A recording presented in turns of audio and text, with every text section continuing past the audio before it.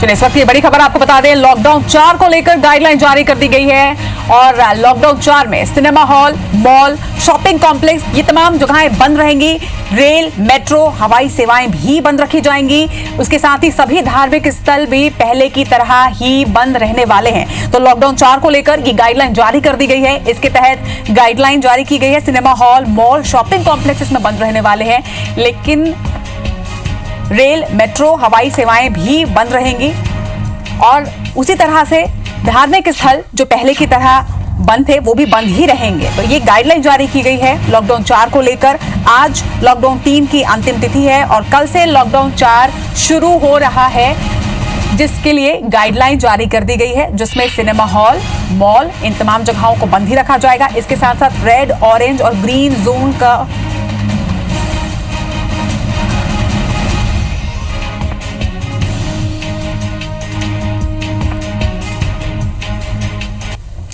चलिए तो बड़ी खबर आपको बता रहे हैं, लॉकडाउन 4 को लेकर एक गाइडलाइन जारी की गई है। उसमें क्या कुछ कहा गया है, क्या बंद रहेंगे, क्या खुले रहेंगे, ये आपको बता दें।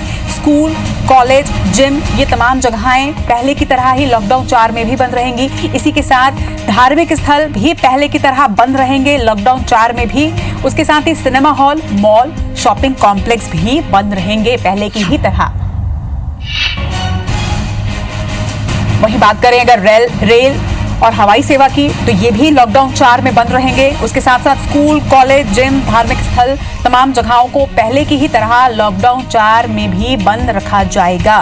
तो ये गाइडलाइन आज केंद्र द्वारा जारी की गई है और लॉकडाउन 4 में क्या बंद रहेंगे ये इस वक्त आपको बता रहे हैं। सिनेमा हॉल, मॉल, धार्मिक स्थल, जिम, स्कूल, कॉलेज इन तमाम जगहों को लॉकडाउन 4 में भी बंद रखा जाएगा। संक्रमित इलाकों को 5 जोन में बांटा गया है और अब 4 की जगह 5 जोन होंगे। पहले 4 जोन थे लेकिन अब 5 जोन हैं और बफर जोन को भी इसमें शामिल कर लिया गया है। पहले 4 जोन थे, अब 5 जोन होंगे और इसमें कंटेनमेंट, बफर, रेड, ऑरेंज और ग्रीन जोन होंगे, ये आपको बता दें।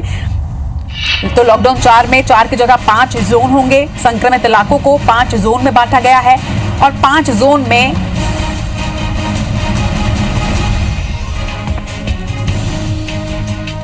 चलिए हमारे साथ इस वक्त श्रीचंद सुंदरानी जी जुड़ रहे हैं। आपका बहुत बहुत स्वागत है सर IBC 24 में।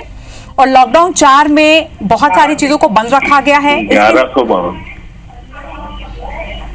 हेलो जी सुंदरानी जी, बहुत बहुत स्वागत है आपका IBC 24 में। जी जी जी जी धन्यवाद।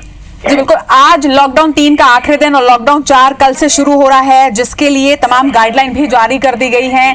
आपको क्या लगता है, जिस तरीके से पहले की ही तरह सारी जगहों को बंद रखा गया है, ये सही है? नहीं, देखिए अभी मुख्यमंत्री जी हमेशा मांग कर रहे थे कि व्यापार खोलने का या ये जोन वाइज बांटने का निर्णय राज्य सरकार को दिया जाना चाहिए। केंद्र ने अब राज्य सरकार के बारे में गेंद डाल दी है। व्यापारों को किस प्रकार खोलना चाहिए ये भी अब अधिकार राज्य सरकार के पास होगा। तो मेरा तो राज्य सरकार से यही निवेदन है कि व्यापार को व्यवस्थित करने के लिए, व्यापार को शुरू करने के लिए, जनजीवन को सामान्य करने के लिए अब छत्तीसगढ़ में निर्णय लिए जा सकते हैं। रायपुर रेड जोन में था, राजधानी रेड जोन में था, अब रेड जोन से बाहर निकाला जाना चाहिए। कोई भी ऐसा कोरोना मरीज नहीं पाया गया पिछले 15-20 दिनों में। तो लगातार यहाँ की जो मांग है, व्यापारी परेशान है, विशेषकर जो रोज का व्यापार करने वाले लोग थे, खोमचे वाले, ठेले वाले, ऐसे लोगों को कुछ शर्तों के साथ व्यापार करने की छूट दी जानी चाहिए। इलेक्ट्रॉनिक का व्यापार बंद है, सराफा बंद है, ऑटोमोबाइल, इसमें सोशल डिस्टेंस का भी प्रॉब्लम खड़ा नहीं हो सकता। ऐसे व्यापारों को छूट दी जानी चाहिए। जो लगातार यहाँ के व्यापारियों की मांग चल रही थी, सारी चीजों को अब समयबद्ध करके दी जानी चाहिए। सुबह 7 बजे से शाम को 7 बजे तक अलग अलग व्यापार को अलग अलग समय पे व्यापार करने की छूट दी जानी चाहिए। जी सुंदरानी जी, बसों को चलाने का फैसला जो राज्यों पर छोड़ा गया है, क्या ये सही है? नहीं, निश्चित रूप से सही है। राज्य अपने अपने राज्य की अपनी अपनी समस्या है। कहीं कोरोना का असर ज्यादा है, कहीं कोरोना का असर कम है। यह अधिकार राज्यों के पास ही रहना चाहिए कि हम अन्य राज्यों के बसों को आने दें कि ना आने दें, ये निर्णय राज्य सरकारों को ही लेना चाहिए। ये ठीक निर्णय किया है, या व्यापार खोलने का भी निर्णय जो राज्य सरकारों पर छोड़ा है, निश्चित रूप से केंद्र ने सही निर्णय लिया और यह मांग राज्यों की तरफ से थी। हमारा छत्तीसगढ़ राज्य भी बार बार इसी बात की मांग कर रहा था कि बसें आए कि नहीं आए, अंतर्राज्यीय बसें चले कि न चले, दूसरे राज्यों के लोग यहाँ आना जाना करे कि न करे, ये सारे अधिकार राज्यों के पास होने चाहिए। तो अब तो राज्य के हिसाब से ही निर्णय हुआ। सारी राज्य सरकारें लगभग यही चाहती थी। जी बिल्कुल सुंदरानी जी, और आर्थिक नीति को देखते हुए और गतिविधियों को छूट दी गई है, रियायतें दी गई हैं बहुत सारी, लेकिन इसके साथ साथ अब जब श्रमिक वापस आ रहे हैं तो केसेस भी लगातार बढ़ रहे हैं। तो इसके लिए जनता से आप कुछ कहना चाहेंगे कि जनता किस तरीके से सावधानी रखे? बिल्कुल, जो श्रमिक आ रहे हैं, बड़ी संख्या में आ रहे हैं, इनके बारे में बहुत सावधानियां बरतने की जरूरत है। सोशल डिस्टेंस को कड़ाई से लागू करने की जरूरत है। जितने भी हमारे श्रमिक आ रहे हैं उनका क्वारंटाइन समय पे होना चाहिए, उनकी जांच होनी चाहिए, उनके प्रति सावधानी हमको भी बरतनी चाहिए, आम नागरिकों को बरतनी चाहिए। मास्क का पालन करना चाहिए हर व्यक्ति को, बिना मास्क के नहीं। और प्रशासन को आज कड़ा निर्णय लेना चाहिए कि बिना मास्क के कोई भी घूमे तो उस पर कड़ी कार्रवाई हो। जी चलिए, हमारे साथ जुड़ने के लिए आपका बहुत बहुत शुक्रिया सुंदरानी जी। तो बड़ी खबर आपको इस वक्त बता रहे हैं, लॉकडाउन 4 को लेकर बहुत सारी गाइडलाइंस जारी की गई हैं और इस वक्त हमारे साथ किरणमयी नायक जुड़ रही हैं। आपका बहुत बहुत स्वागत है डॉक्टर नायक IBC 24 में। आज नमस्कार। लॉकडाउन 4 आज से, कल से शुरू हो रहा है। इसे लेकर राज्यों के ऊपर बहुत सारे फैसले, अब केंद्र ने कह दिया है कि राज्य सरकार बहुत सारे फैसले लेगी। इससे आप खुश? देखिए, लॉकडाउन 4 में जो निर्णय लिया जा रहा है कि राज्यों के ऊपर फैसले, ये पहले भी किया जा सकता था। लॉकडाउन 3 में भी राज्य सरकारों से जो पूछताछ की जा रही थी और जिस तरीके से जोन के लिए मनमानी रवैया किया गया, अनावश्यक तरीके से, जैसे छत्तीसगढ़ में बात करें, रायपुर को रेड जोन में रखा गया था, उसकी आवश्यकता नहीं थी क्योंकि सरकारें खुद अपने अपने प्रदेशों का संचालन बहुत अच्छे तरीके से कर रही है। और खासतौर से यदि हम छत्तीसगढ़ की बात करें तो छत्तीसगढ़ की स्थिति अभी पूरे भारत में सबसे बेस्ट है। तो मुझे लगता है कि ये सारी गलतियों को सुधारने की कवायद लॉकडाउन 4 में किया गया, क्योंकि केंद्र सरकार अपने स्तर पर जो कोरोना के संकट है उसमें किसी भी तरह की मदद की स्थिति में नहीं आए हैं। लॉकडाउन 3 में भी जिस तरीके से 20 लाख करोड़ के पैकेज की बात की है, वो केवल और केवल लोगों को कर्ज बांटने वाली बात रह गई है। आदमी के हाथ में एक चवन्नी भी नहीं आई है। तो राज्य सरकारों को ये सारे संघर्ष अपने स्तर पर खुद करना है। तो ऐसी स्थिति में राज्य सरकारों को अधिकार देने ही पड़ेंगे और राज्य सरकारें अपने स्तर पर जो काम कर रही हैं उसके लिए ये छूट देना अनिवार्य भी था। जी, राज्य सरकार को देखिए डॉक्टर नायक, राज्य सरकार को बहुत सारे फैसले की छूट दी गई है, रियायत दी गई है, लेकिन जिस तरीके से छत्तीसगढ़ की स्थिति अगर बाकी प्रदेशों की अपेक्षा देखा जाए तो पहले दूसरे प्रदेशों के हिसाब से हमारे प्रदेश की स्थिति काफी बेहतर है। मगर जिस तरीके से अब श्रमिक वापस आ रहे हैं और जिस तरीके से व्यापार में रियायत दी गई है और छूट मिली हुई है, उससे आपको लगता है कि संक्रमण का खतरा नहीं फैलेगा? और जिस तरीके से टेस्टिंग यहाँ पर बहुत कम हो रही है हमारे राज्य में। नहीं, देखिए, सवाल ये है कि कोरोना से बचाव के लिए डिस्टेंसिंग रखना, क्वारंटीन रखना और ये सारी जो बेसिक चीजें हैं वो हर समय करना पड़ेगा जब तक कि इसके दवा का इलाज की दवा नहीं आ जाती जब तक के। तो ये समय कोई जरूरी नहीं कि अभी ये लॉकडाउन 4 में खत्म हो जाएगी। लॉकडाउन 5, 6, 7, 8, 9, 10 तक भी जाने वाला है जी। ये चीज बहुत अच्छे से मालूम थी केंद्र सरकार को। जब उन्होंने जनता कर्फ्यू घोषित किया उसके पहले से वो जानते थे कि 2 महीने का लॉकडाउन चलेगा।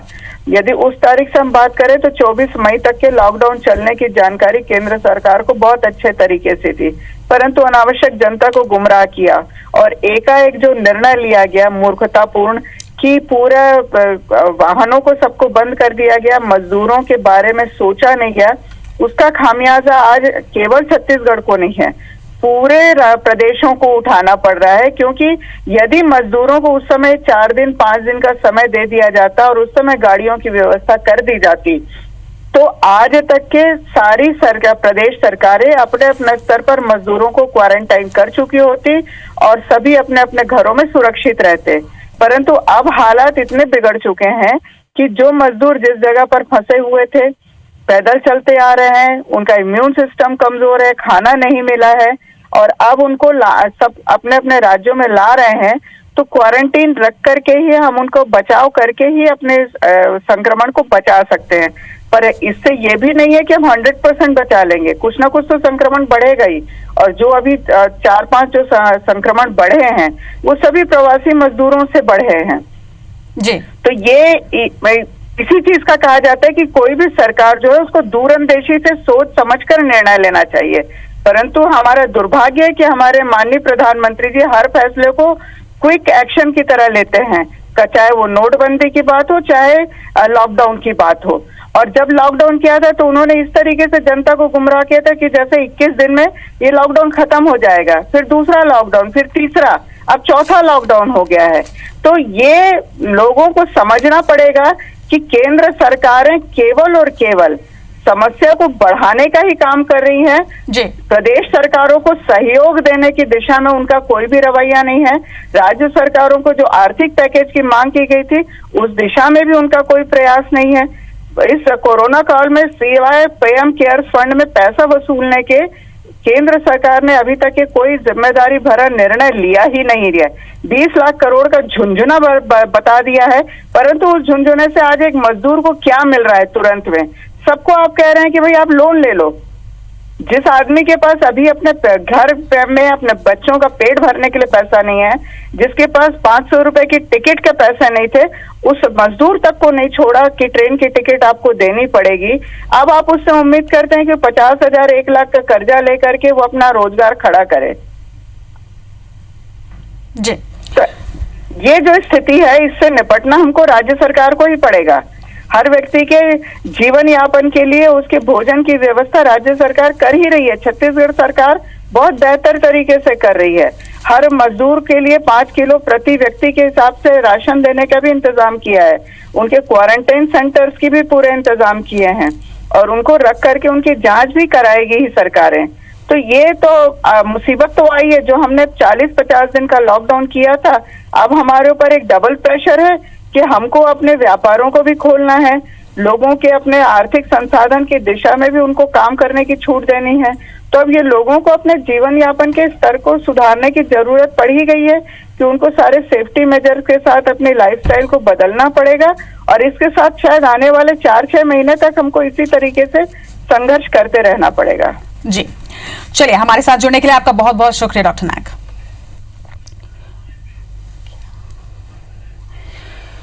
चलिए, इस वक्त हमारे साथ सांसद सुनील सोनी जुड़ रहे हैं। IBC 24 में आपका बहुत बहुत स्वागत है सर। आज लॉकडाउन 4 को लेकर गाइडलाइन जारी कर दी गई है, इसके साथ साथ राज्य सरकार पर को बहुत सारे फैसले लेने की रियायत केंद्र सरकार ने दी है। इस पर आपकी क्या प्रतिक्रिया है? देखिए, लगातार हमारे यहाँ भी छत्तीसगढ़ की सरकार, भूपेश बघेल जी यही मांग कर रहे थे कि राज्य सरकार को तो कुछ कॉन्फिडेंस में नहीं लेते, उनको बताते नहीं है और यहाँ के बारे में क्या जानते हैं। तो आज जो है केंद्र सरकार ने यही निर्णय लिया कि सभी राज्य सरकारों को भी उनको छूट का दिया है ताकि आप भी तय करिए। और इसके पहले राज्य सरकार से बात करते थे, मुख्यमंत्री से प्रधानमंत्री जी बात करते थे और मुख्यमंत्री जी और प्रधानमंत्री जी के बात के अलावा जो है जो केंद्र की सूचनाएं होती थी उसके अनुसार जोन बनाते थे। लेकिन इस मांग को अब बार बार बोलने के कारण इसको छूट दे दिया है।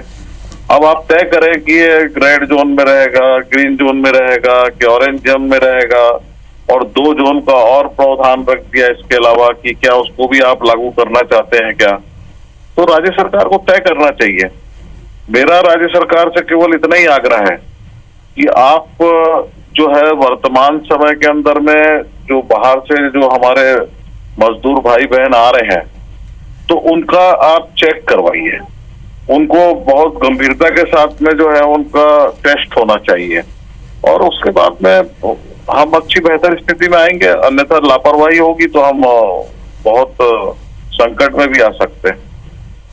जी, हमारे साथ जुड़ने के लिए आपका बहुत बहुत शुक्रिया सोनी जी।